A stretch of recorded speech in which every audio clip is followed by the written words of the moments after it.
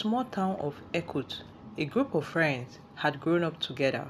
From their secondary school days to their university years, they had shared laughter, tears, and countless memories.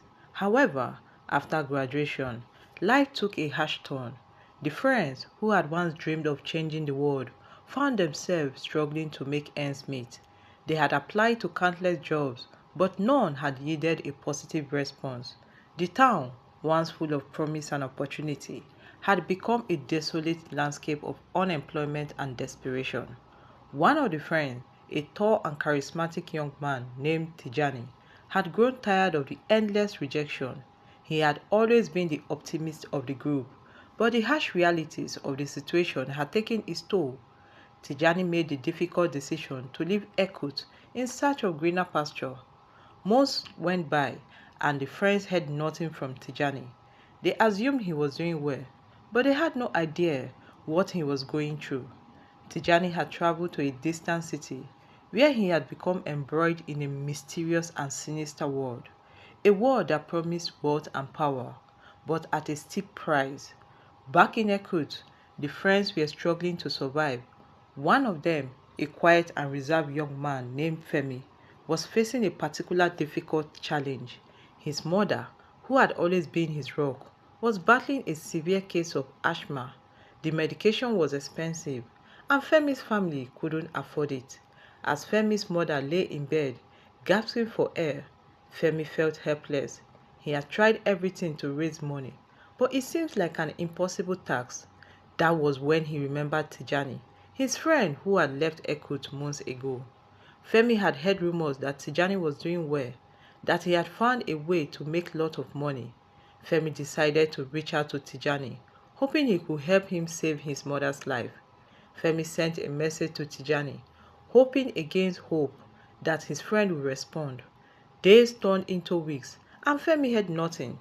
He had almost given up when he received a call from an unknown number. Femi, it is Tijani. Femi, it is Tijani. The voice on the other end said, I heard about your mother. I am so sorry. Femi's eyes welled up with tears as he explained his mother's condition to Tijani. Tijani listened attentively, and when Femi finished speaking, he said, I can help you, Femi, but you have to be very careful. The way I make my money is not conventional. Femi's curiosity was piqued. What do you mean by that? He asked. I will tell you when you come to see me, Tijani replied. But be warned, Femi, once you know, there is no going back. Femi hesitated for a moment. He had always known Tijani to be a good person, but there was something in his voice that sent a shiver down his spine. Still, he had to try. For his mother's sake, he had to take the risk. Okay, Tijani, Femi said finally. I will come to see you tomorrow. Tijani gave Femi an address and they agreed to meet the following day. Femi spent the rest of the day in a daze, wondering what Tijani was involved in and whether he was making a terrible mistake.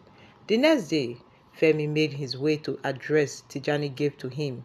It was a luxurious mansion on the outskirts of town, surrounded by high walls and security cameras. Femi felt a sense of unease as he approached the gate, but he steeled himself and rang the bell. The gate swung open and a burly man in a suit ushered Femi into the apartment. Femi's eyes widened as he looked in the opulent decorations and lavish furnishings. He had never seen anything like that before. Tijani greeted Femi warmly and led him to a private room deep within the mansion. The room was dimly lit and the air was thick with scent of license and also incense. Femi, I know you are desperate for money, Tijani said, his voice low and serious. But I have to warn you, what I'm about to show you is not for the faint-hearted. Are you sure you are ready for this? Femi hesitated, feeling a sense of trepidation, but he thought of his mother, lying in bed, struggling to breathe. He nodded, and Tijani led him deeper into the mansion, to a secret room that few people knew it existed. As they entered the room, Femi saw a group of people gathering around a large ornate box. They were all dressed in white robes, and their eyes seemed to gleam with an outwardly intensity. Tijani took Femi's arm and led him closer to the boss. This is the source of my wealth, he whispered. but it comes with a terrible cost.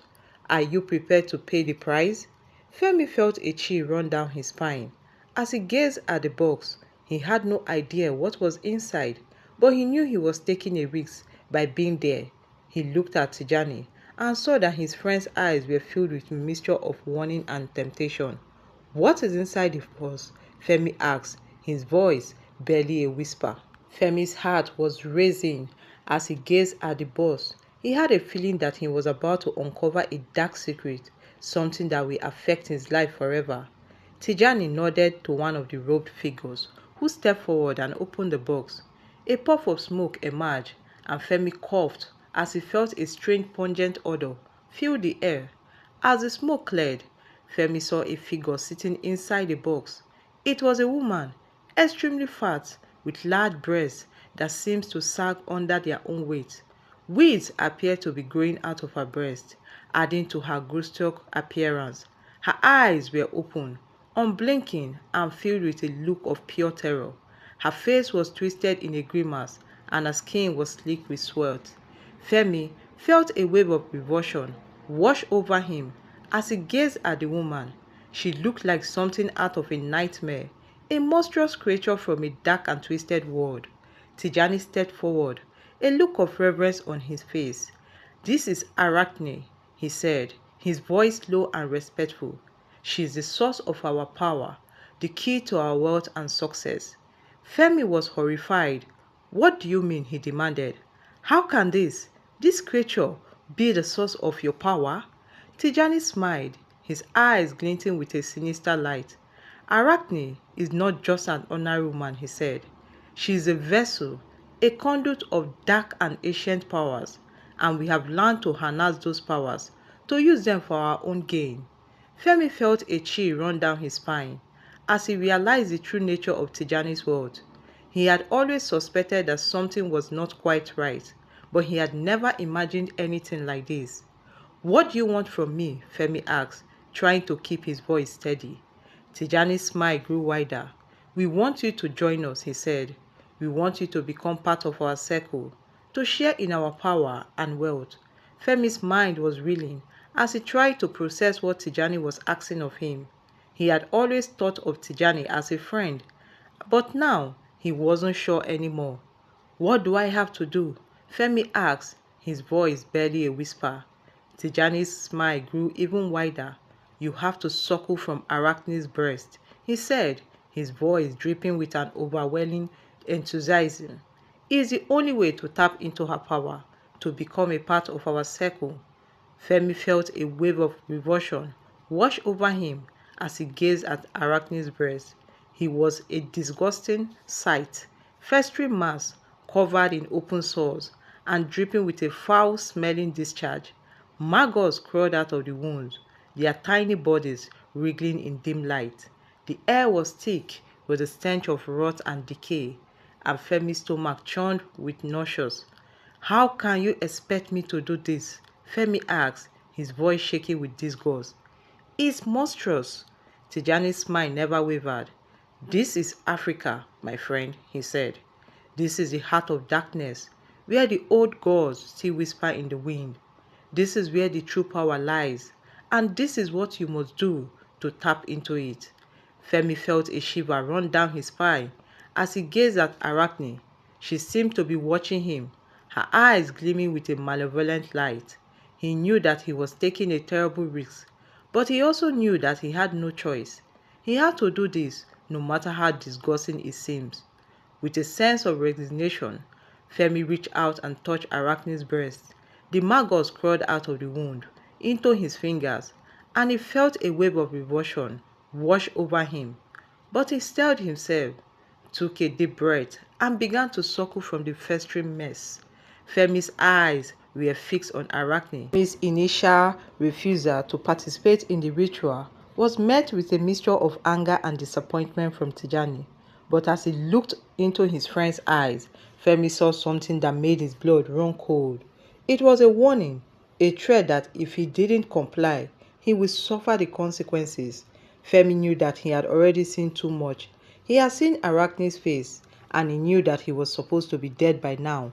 The fact that he was still alive was a miracle, and he knew that he couldn't push his luck any further. With a heavy heart, Femi agreed to participate in the ritual. As he suckled, Femi felt a strange tingling sensation in his fingers and toes.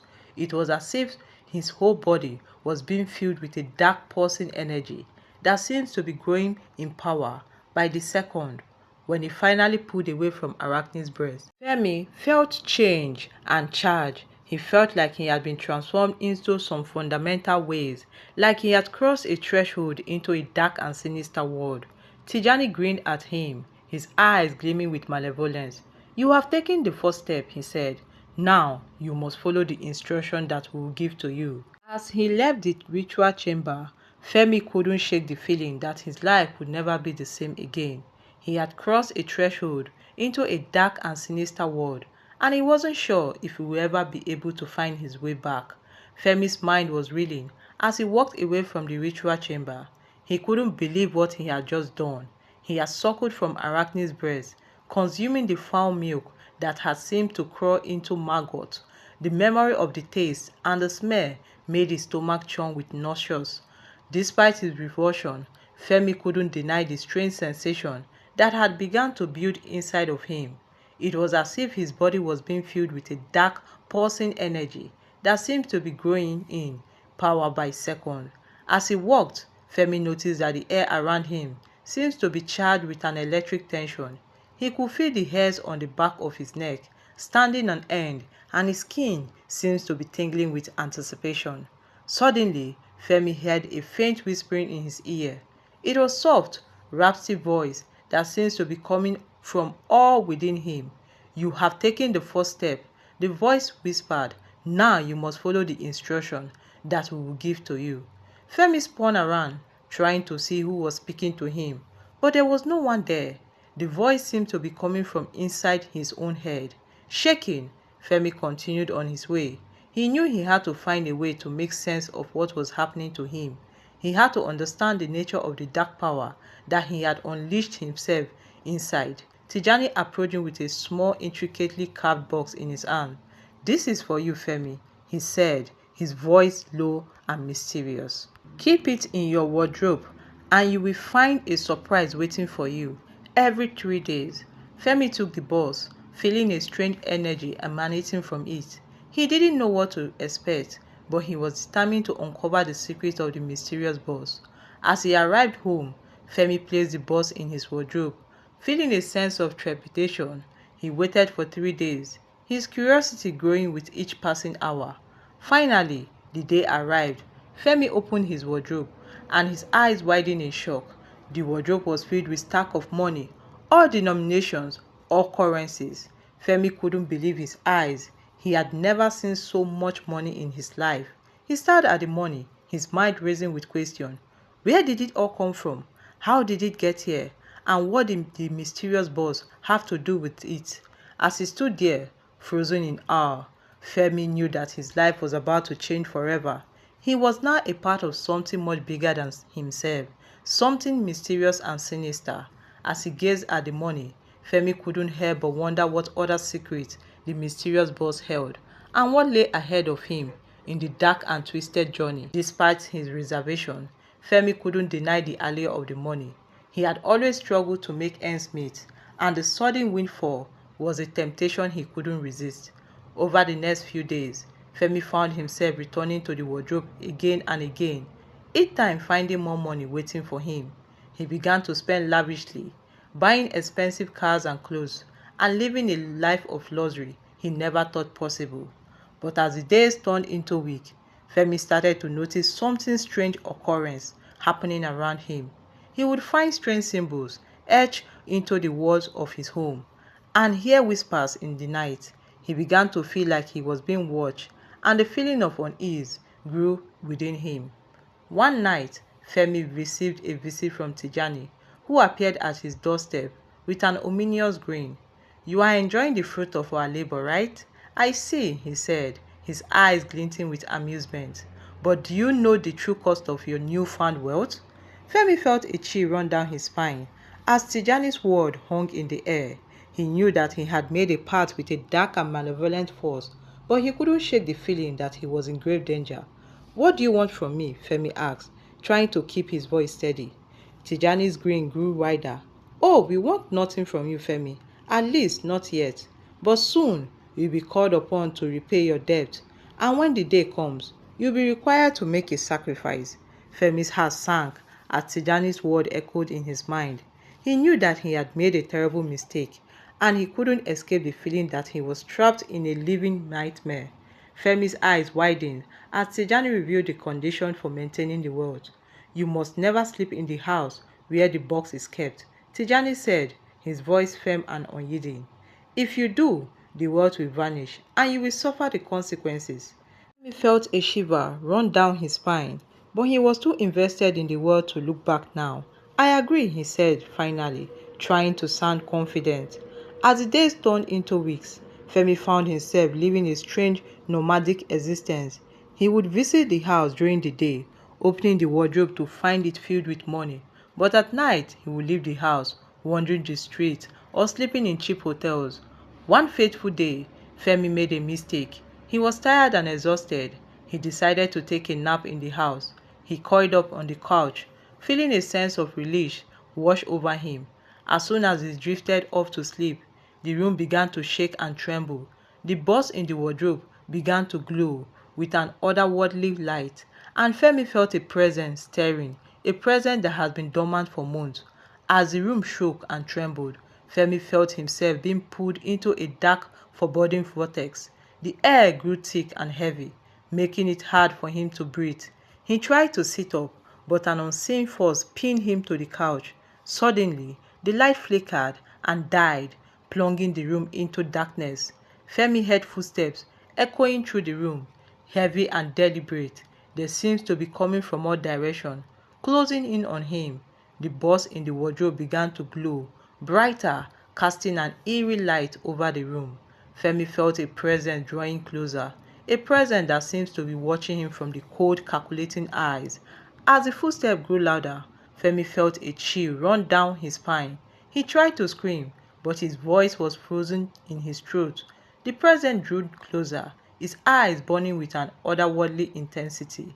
And then, just as suddenly as it had begun, everything stopped. The room fell silent. The darkness was absolute, and Femi was left alone, gasping for breath. But as he looked around, he realized that something was terribly wrong.